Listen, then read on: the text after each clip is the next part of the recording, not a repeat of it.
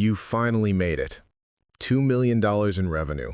Team of 30, featured in Forbes. Your LinkedIn is full of congratulations. Your bank account proves you were right. And you've never felt more alone. Not because you lack people. Your calendar is full. Your phone has 847 contacts. You go to networking events, mastermind groups, conferences. But you can't talk to anyone. Not really. Because the higher you climbed, the fewer people can understand your reality. Success didn't connect you to more people. It isolated you from everyone. If this hits different, subscribe. I break down the psychology of why winning feels like losing, because nobody warns you about this part of success. Here's what happened. When you were broke and failing, your problems were relatable. I can't make payroll. My co-founder quit. We're running out of runway. Everyone got it. Your friends understood. Your family felt your struggle. But then you started winning, and your problems changed. Now your stress is, should I expand to Europe or Asia first? How do I manage a team of 50? Which acquisition offer should I take? And you learned, you can't say these things out loud. Your old friends hear rich people problems. When you talk about business challenges, they think you're humble bragging. When you share struggles, they roll their eyes. Must be nice to have those problems. So you stop sharing. You simplify. You say it's good when they ask how business is going. Because the truth, that success is harder than failure, doesn't fit the script they expect. Psychologists call this success isolation, and research shows something disturbing. The correlation between success and loneliness is nearly linear. The more you achieve, the lonelier you become. Why?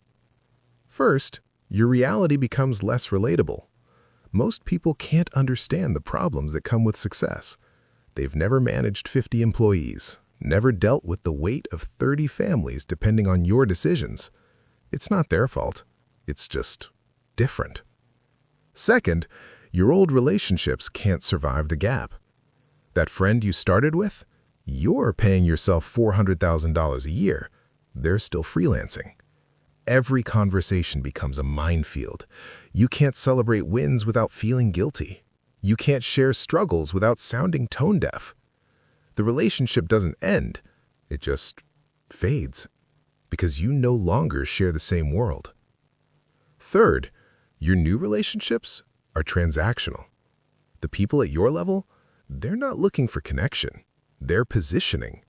Every interaction is chess. Every interaction has an agenda.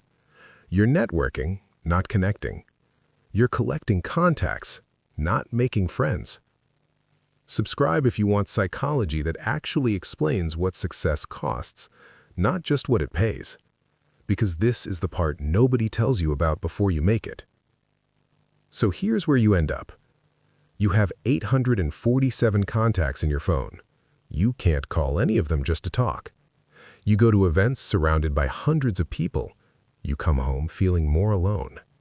You achieve everything you said you wanted, and the person you were when you started, the one your friends actually knew, doesn't exist anymore.